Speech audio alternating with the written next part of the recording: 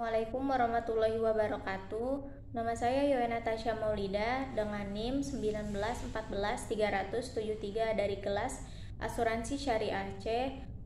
Video ini dibuat untuk memenuhi mata kuliah aktuaria. Jawaban pertama itu dari beberapa kasus non pembayaran klaim yang dilakukan oleh perusahaan asuransi.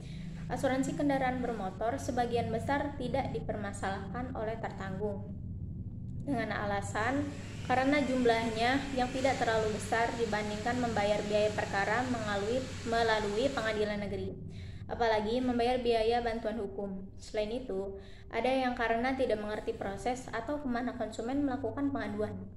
Padahal, sesuai pasal 6 Undang-Undang Nomor 21 Tahun 2011 menyebutkan bahwa Otoritas Jasa Keuangan berfungsi sebagai pengatur dan pengawas jasa asuransi, dan pada pasal 28-31 menyebutkan bahwa OJK menyediakan layanan pengaduan konsumen.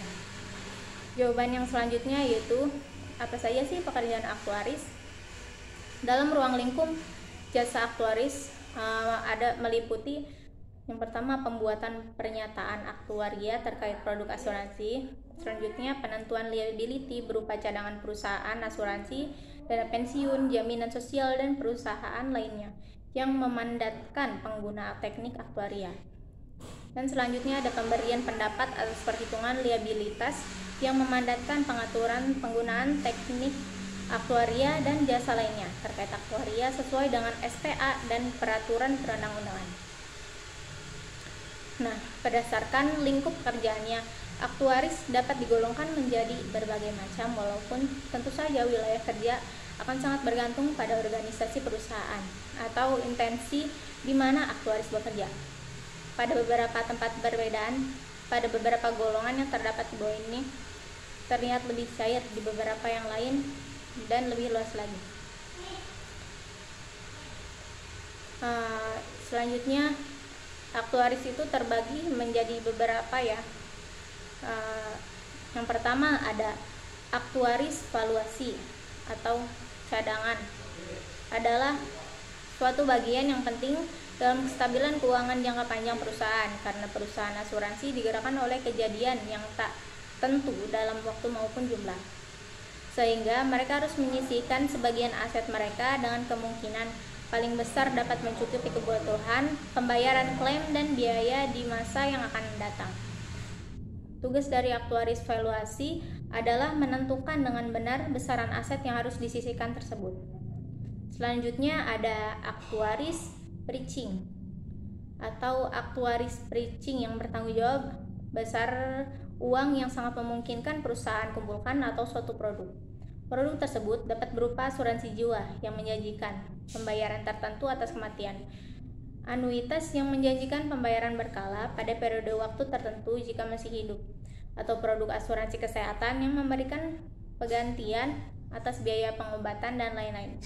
Aktuaris preaching biasanya menggunakan asumsi yang sama dengan aktuaris valuasi dalam menentukan harga asuransi untuk kekonsistenan. Selanjutnya ada konsultan. Aktuaris konsultan banyak beraktivitas dengan memberikan jasa konsultasi di bidang aktuaria. Jenis layanan konsultan aktuaria dapat berupa valuasi cadangan produk asuransi, penentuan besaran iuran atas manfaat pensiun pada program pendanaan pensiun, perancangan program pensiun, penentuan kewajiban imbalan kerja sesuai PSAK 24 untuk dilaporkan ke keuangan, dan lain sebagainya. Selanjutnya ada aktuaris dana pensiun. Aktuaris dana pensiun yang bekerja di program pendanaan pensiun atau perusahaan dan dana pensiun banyak melakukan aktivitas preaching dan valuasi produk pensiun dan TAT, seperti misalnya perhitungan liability, manfaat polis, masa depan, LMPDP, perhitungan proyek iuran, dan lain sebagainya. Selanjutnya ada aktuaris finansial. Seiring dengan berbagainya sektor finansial dan teknologi yang kian pesat, di beberapa negara mulai muncul permintaan atas tenaga aktuaris yang bekerja di perusahaan non-asuransi dan dana pensiun. Salah satu contoh dari perusahaan yang memerlukan tenaga aktuaris adalah perusahaan fintech. Ruang lingkup kerja aktuaris yang bekerja di sini antara lain adalah membangun menganalisa dan menguji model pada sistem kartu kredit berbasis internet untuk meminimalkan risiko dan meningkatkan hasil investasi. Cukup sekian dari saya, kurang lebihnya mohon maaf. Wassalamualaikum warahmatullahi wabarakatuh.